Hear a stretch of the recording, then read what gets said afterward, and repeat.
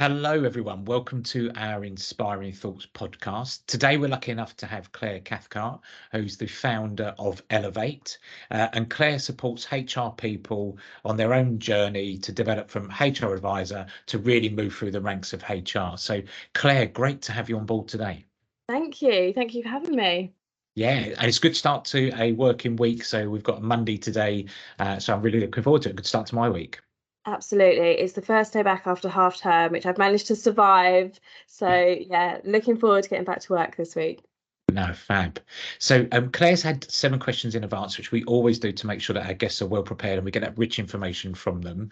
So Claire, before we get started, would you just tell our audience about your career history and how you moved into HR from your perspective? Absolutely. I don't know where the last 15 years have gone, to be fair. It's kind of run away with me. Like many people, I fell into HR. I was 23.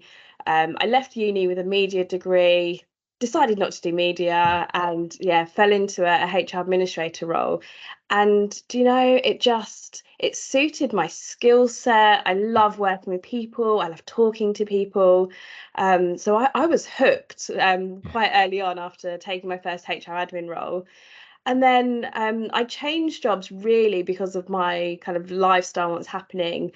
I left my first HR role to move closer to family, worked for a great company called Impellum Group. You may know some brands like Tate Recruitment, Blue Arrow Recruitment. And I was working in a shared service centre. And my goodness, I learned everything there was to know about employment law, employee relations cases in that role. I left there after a couple of years and I moved to TUI. I'm sure people have heard of TUI, the holiday company, global company, 19,000 people. And I loved it. Absolutely amazing company to work for.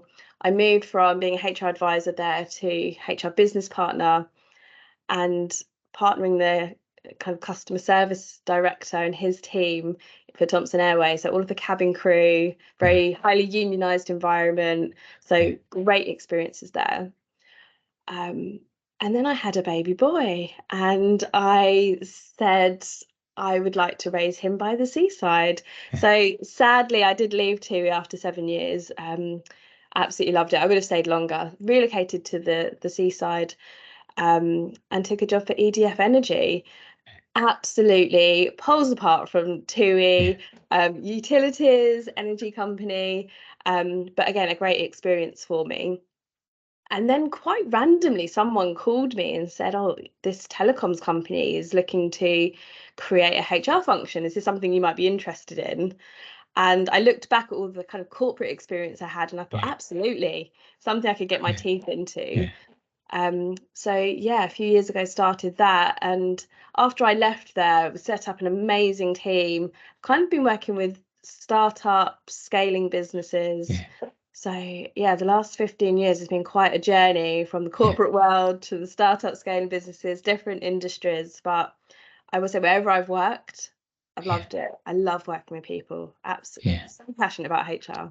Yeah, and it comes through loud and clear from like your LinkedIn posts, which you see, and your podcasts, etc., around that passion. And you can see that in that HR role, it's a tough role, but you've got to have that passion and energy to really bring it alive and make it work for you, haven't you? Absolutely. And something that I guess I love and why I do it and why I am so passionate about it is that I remember reading a statistic that through their careers, people work about 90,000 hours. That's a lot, right? That's huge amount of time people are spending at work. And I think we're really privileged in HR that we have the ability to really impact that. We can impact people's lives.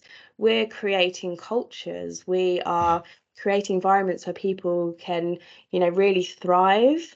I mean, how many roles can say that they can do that? So, yeah, I think just the possibilities in HR to have it a real positive impact on people is something that, just lights me up. And I think we echo the same point there, that when I was in my leadership roles, it's a privilege to help people, support people. And I think if you have that lens on, you bring a different perspective, rather than it's a job and a role, it is a privilege to look after people and support and see them grow and develop over time. And also you've got something exciting coming to launch as well, which we do know. So your Elevate program, do you want to just tell us a bit more about that? Yeah, so this has really been driven by my own experiences in HR and what I've observed in different organizations. So the program is how to become a strategic HR partner, which is something that businesses need from us for Yeah, sure. But I think also as a HR practitioner, it's not just about process, it's not just about policies and the pieces of yeah, paper. It's how do you really work with the organization to get the best for the people?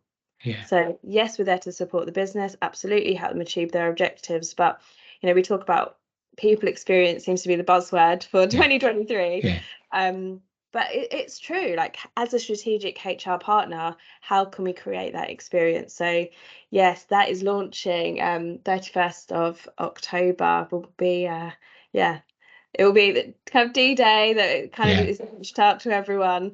But yeah, very excited. It'll be an 8-week program, but I'm very yeah. excited to launch it. Oh, good on you, and fingers crossed. And I know it'll be a success. So I think from your passion and energy driving it forward. So let's really go for it. Let's see what happens for you, which would be Thank brilliant. you. Yeah, Thank really you. good. So I contacted you and said about looking at HR in 2025 or in the future to see what kind of the roles, because it's ever changing, it's quicker and kind of moving agile. So what do you think HR will look like in 2025? What do you think it'll start to look like from your view? I think it needs to look different for sure. But the Yeah, great thing about HR is that if you look at HR over the years, as a function, it has been able to evolve. I yeah, remember one of my first jobs working in Sainsbury's, and I had to go and speak to the personnel department. I'm sure yeah, we've all got kind of memories of personnel back in the day. And HR has evolved, and now we're talking about a people and culture team. yeah, So, kind of, what is that future? I think the first thing that we need to look at, and is probably a scary thought for some people, is automation. yeah, And yeah, it's everywhere at the moment, right? We're yeah, talking about AI and Chat GPT taking over the world.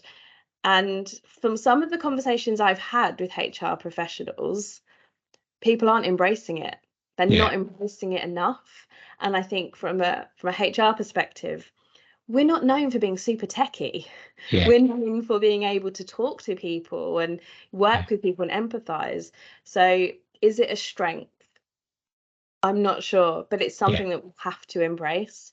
yeah, And I'm all over it. I'm on ChatGPT pretty much every day, and the way that it can automate things, the way it can speed things up for us, it can write processes. I yeah, mean, it will never, I say never. I mean, who knows what's going to happen in 10 years' yeah, time? Right now, I don't think it's replacing the role of people. I yeah, think we still have a role that we have to check it and sense yeah, check it, make sure it's applicable, but we have to start embracing it. So yeah, in 2025, only kind of a couple of years away, I think the world of HR will look very different if we are able to use the technology yeah, um, and yeah, use it to kind of its full capability really.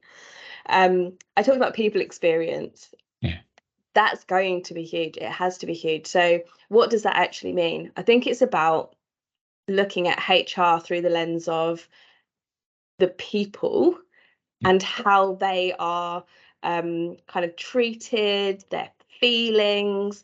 Are they enjoying things in the workplace? Do they have a career path? How are they yeah, experiencing the world of work? yeah, Which again is a huge topic, but I think it's something that HR professionals have to start focusing on. yeah, It's not about policy. It's not about process. It's yeah, not. It's not just an admin function. HR people really need to embrace that, and from the whole people journey, looking at each step, how can we have an impact on that? yeah, How can we really influence the people experience? Um, there's definitely something in my mind around DE and I as well, and yeah, this has been floating around for a number of years. This is like yeah, this isn't new news, but I think in HR we are not moving as quickly as we should be. yeah, So I think the focus in the next 12, 18, 24 months has to be more on D&I. It has to be, because we haven't done enough, and we haven't done it quickly enough. So I'm hoping in 2025, which isn't a million miles away, we are seeing more diversity in organisations, but also from a leadership and business perspective, that they get it. It's not a tick box. Yes. There's this realization that, do you know what? There is real value in bringing diversity into our organisation. Because from what I've seen in the past around D&I, it is a tick box. Maybe to get investment, to look good, to look at your employer branding. And I think people really need to start to recognise that there is value in it. And they have to start investing. So yeah, I think HR is going to hopefully be quite different in the next couple of years. Well, the bits there I really, really enjoy about you saying about being on kind of, if you took it like the front foot, so about AI, chat GTP, GTP. I'll get my terminology right in a minute. You know what I mean, Claire, from that point of view. GPT. But actually being on the front foot is a really good bit for HR, because I've always seen HR on the back foot of like firefighting and picking up the pieces from that point of view. Whereas I really enjoy that you're talking about the front foot position. The colleague kind of journey, rather than just being a tick box exercise, has actually had a feelings of colleagues and feel from that perspective. And I agree with you around diversity and inclusion, etc. That people have done it as tick box. I've been there in an organisation that said we've got to have X amount of people in these positions, and actually it switches people off, because actually even from that cultural background, people are going, well, I've just got the job because I'm a number, rather than actually my capability, my skill set. And the other part around the positive benefits of creativity, diversity, what it can bring to organisations from that broader thinking is definitely the right track. So totally, the Braveheart speech, I totally agree with Claire. I'm on that bandwagon with you, which is fantastic. So if we look forward, so what other skills do you think HR colleagues will need going in that 2025 mode? What skill set do you think they need? I think there needs to be, HR people are great at working with people, speaking to people, having the empathy, having the difficult conversations. But I really think we need to start to see more personalization and really understanding people on a deeper level. So let me explain what I mean by that. So I have a real, I don't know if it's a bugbear, if that's the right word, Monday to Friday, 9 to 5. And I've been in that. I've been in that world, right? Pre-COVID, we were, working in that kind of environment. And the more that I work at home, I work remotely, I work flexible hours, my mind just can't comprehend how businesses have sheep dipped people through Monday to Friday, 9 to 5 for so many years, and it's just been allowed to happen. I work with people who are parents, who are carers, who want to work out for a couple of hours in the gym on a lunch, on a lunch break. Everyone has different needs. And I remember a time there was a guy who was late all the time, and he kept arriving to work at 9:30. And because our working hours was 9 to 5, we ended up disciplining him and disciplining him again.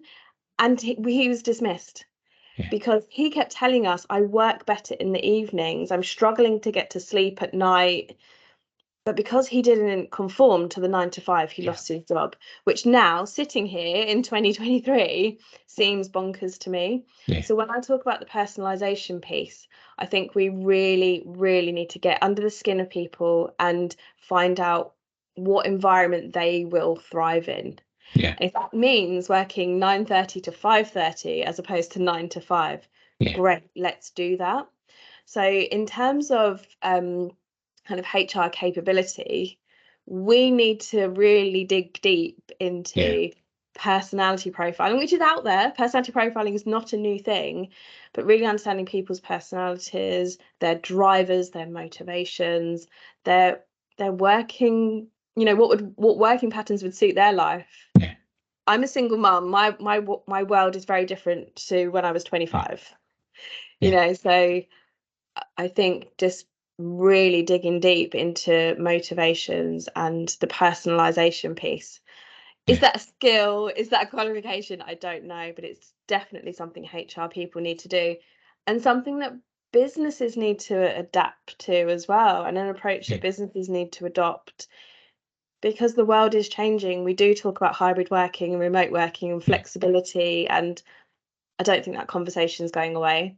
So any yeah, organisation that is sheep dipping people through Monday to Friday, 9 to 5, I bet you can get some more value if you actually start to yes. talk with people. Yeah, and I really like that bit because if you took with the pandemic, companies shifted kind of a big shift away to go look hybrid working, working from home, etc. And really push people. I'm seeing organisations because one or two people may have taken advantage of it or etc. Are shifting right back again to going. You're in the office 5 days a week, or going back to that conformity. And it's only the minority, but organisations are treating and sheep dipping everybody the same again, rather than actually people did really well during the pandemic, very creative, different work-life patterns, people working over weekends. They were just to fit in. Whereas I am seeing that because one or two people aren't maybe taking it serious enough, that organisations are going back to that really draconian way, which I don't like. And I think you're going to get a lot of people leave and try and find other organisations that are still creative. Would that be your view as well, Claire?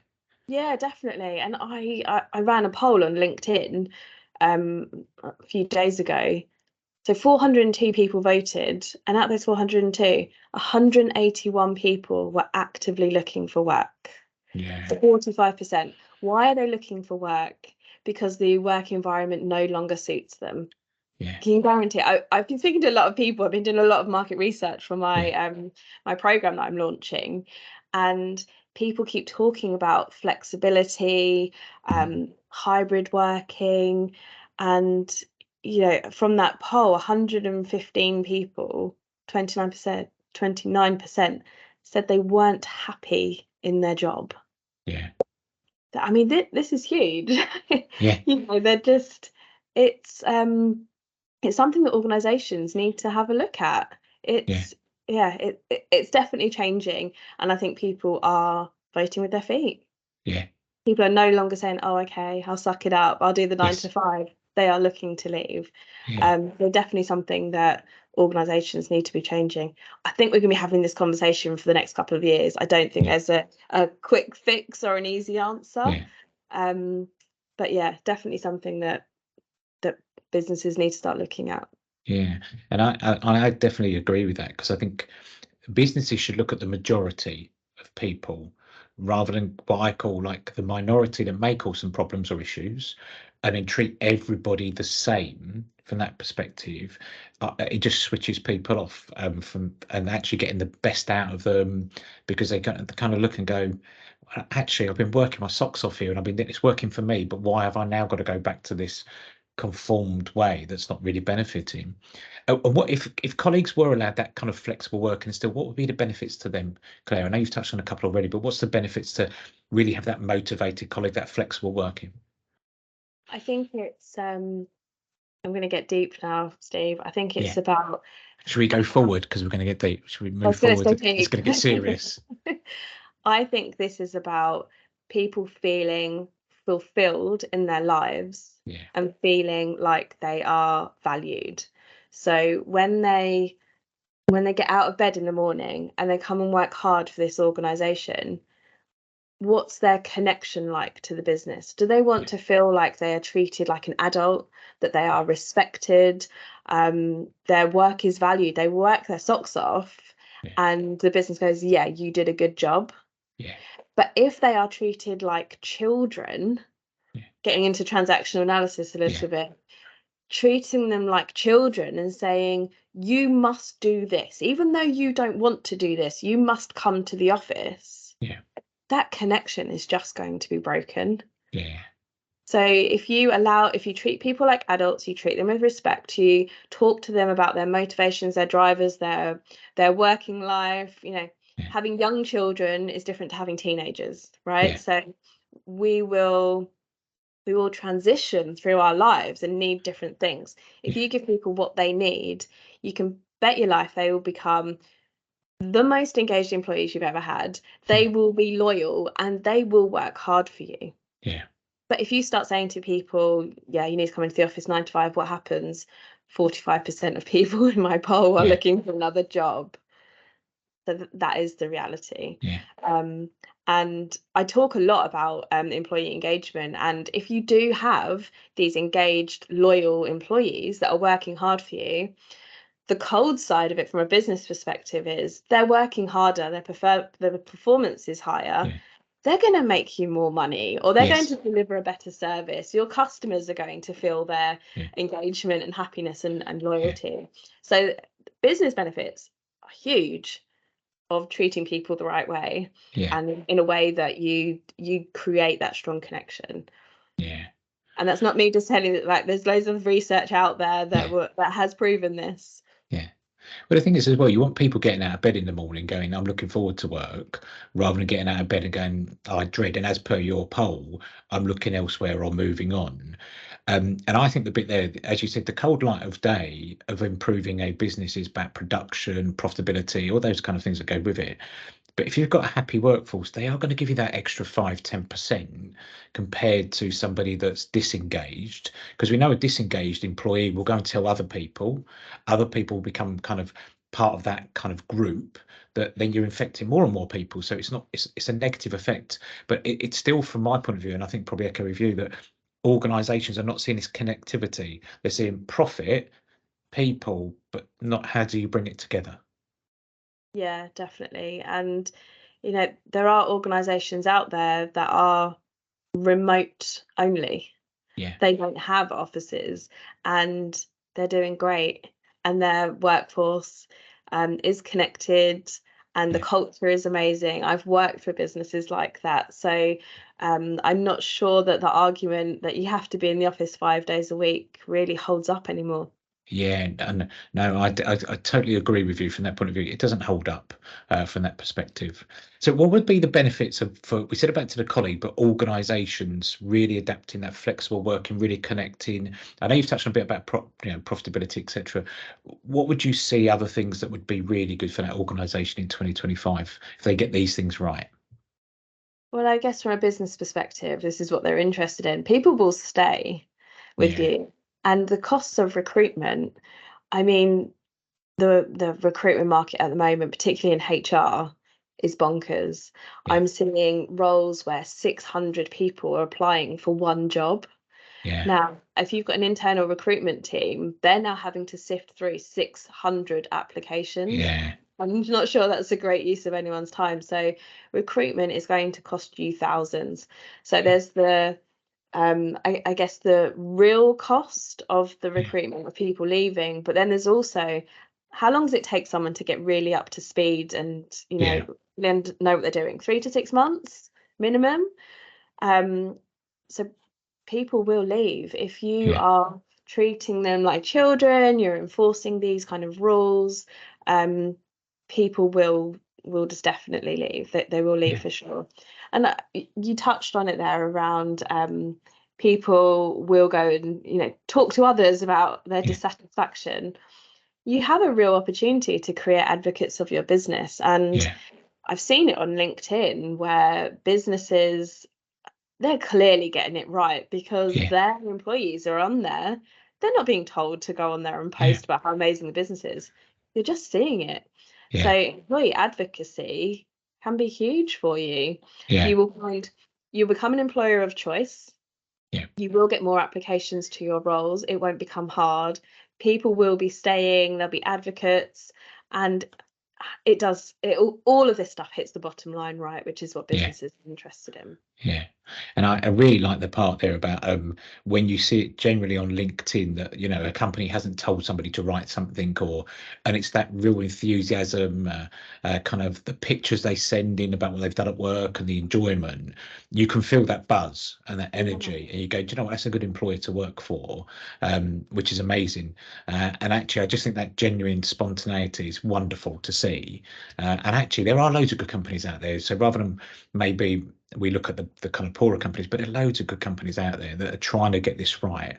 And I think the other bit there, Claire, is they're trying to get it right. They may not always get it right, but you can see they're trying to move forward.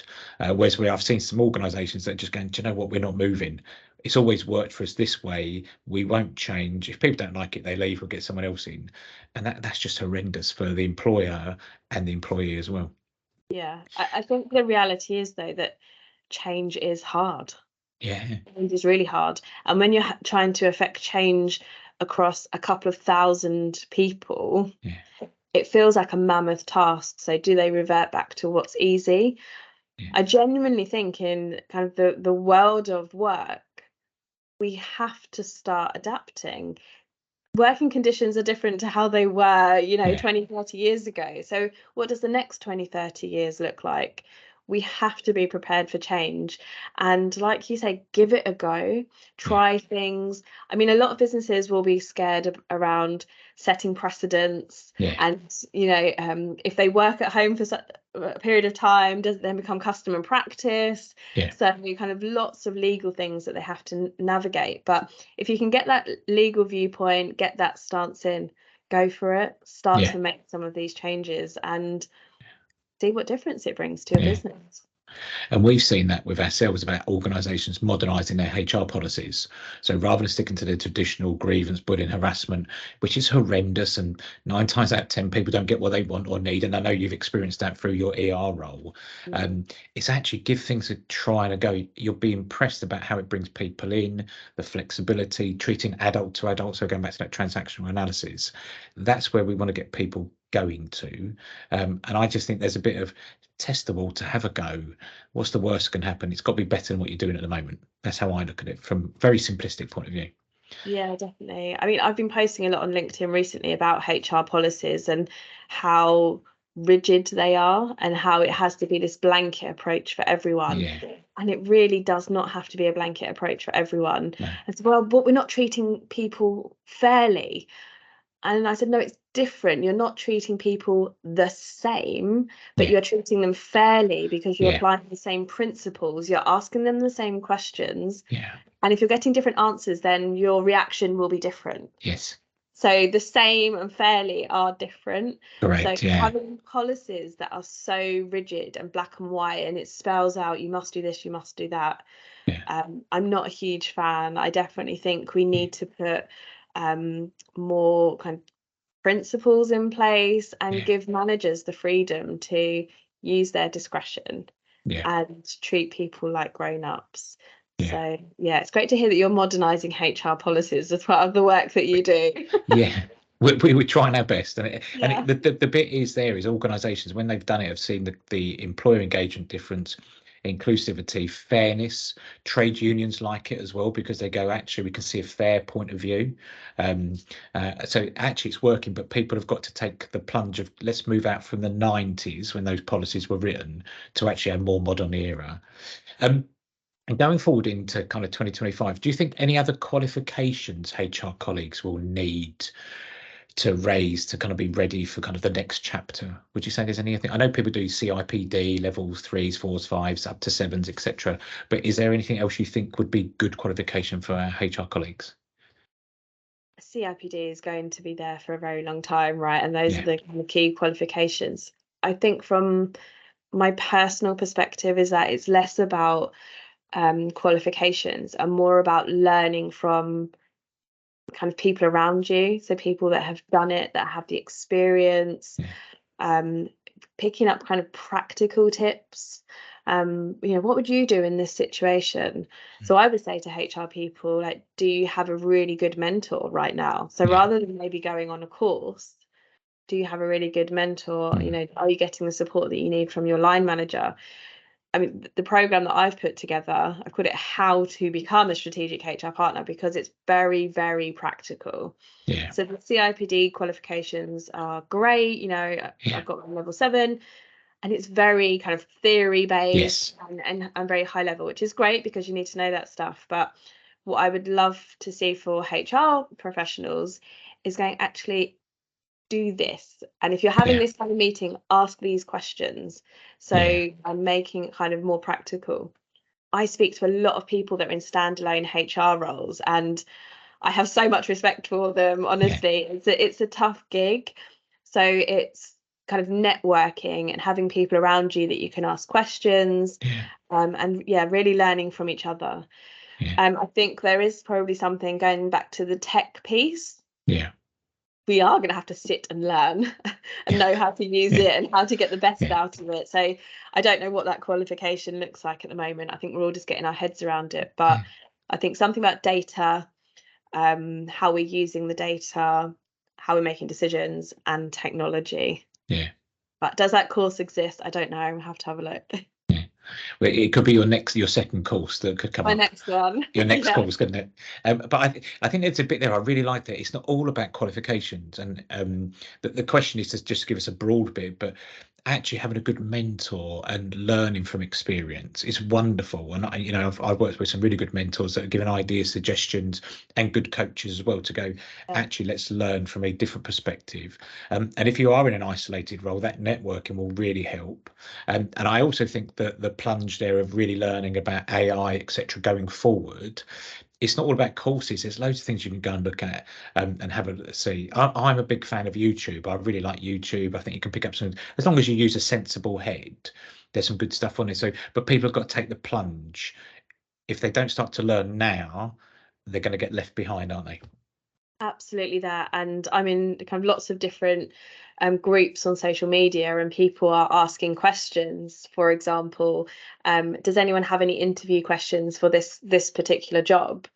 And I've responded a few times and said, have you asked Chat GPT? Yeah, Oh no, I haven't used it yet. And yeah, it may not give you exactly what you need, but it's a great starting point. yeah, And you're right, if people aren't using it now and giving it a go and just yeah, playing with it, then yeah, yeah, definitely will get left behind. So yeah, if you're listening to this and you haven't used it, like, go and search for it and just ask it a question and see what it, yeah. it gives you back.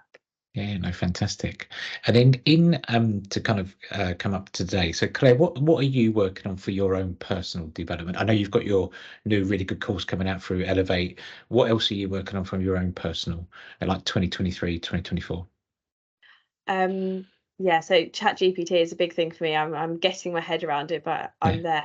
But I would say over my career, I have been really focused on my development. So having a coach can absolutely skyrocket your thinking, the way you yeah, approach things. So I was really lucky through my career to have a great coach and yeah, a great mentor, so that person I can say, hey, what would you do in this yeah, situation?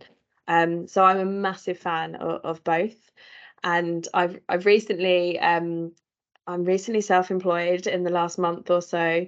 So from my own personal perspective, I'm looking at everything around that. Sales, marketing. I said I have a business mentor now, and I said to him, I know HR, I don't know sales yeah, and marketing. yeah, They're the kind of things that I have to learn.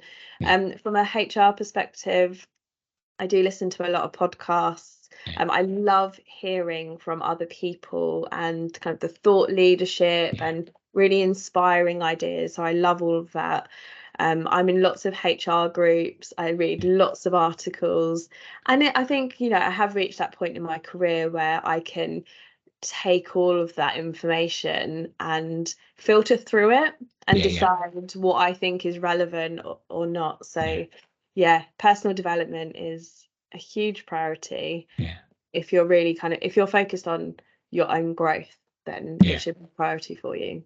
Yeah, and and I really really love that. I can see your passion coming through there about kind of that personal development, that journey. You just never stop, do you? I mean, I love it, and I think since I went freelance so many 2019, and in my own company now, I've never read so many books. I really just love getting curious and seeing things and going, well, how can that work? What about trying a different technique and those kind of things? It can really help elevate kind of your career and perspective from that point of view. But I'll always help out if you want to kind of chat about being newly self-employed. I'll give you some tips and hints from that point of view. Because yeah, I had some pitfalls, but some really good points from that perspective. So from to bring it to a close today for our podcast, Claire, how can people get to speak to you, talk to you, try and get on the Elevate kind of course? What's the best way for people to reach out to you? So the course launches on the 31st of October. So there is a waiting list. So if you're not on the waiting list, you will not hear about it. Yeah. There's a link on my profile. I spend a lot of time on LinkedIn. So if you message me on there, then Yeah. I will always reply.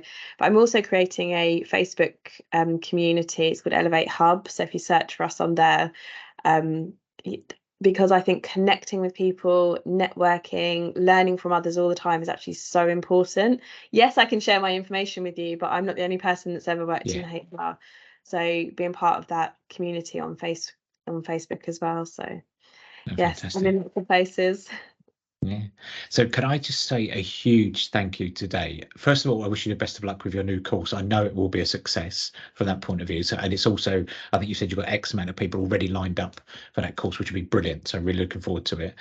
Just a huge thank you for coming on board today to our podcast. I think we've definitely got loud and clear about AI, really kind of getting those connections forward for colleagues in 2025, really working on that perspective.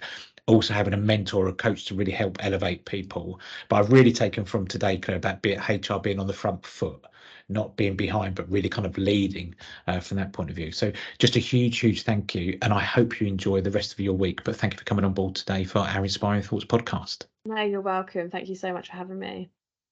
Thank you.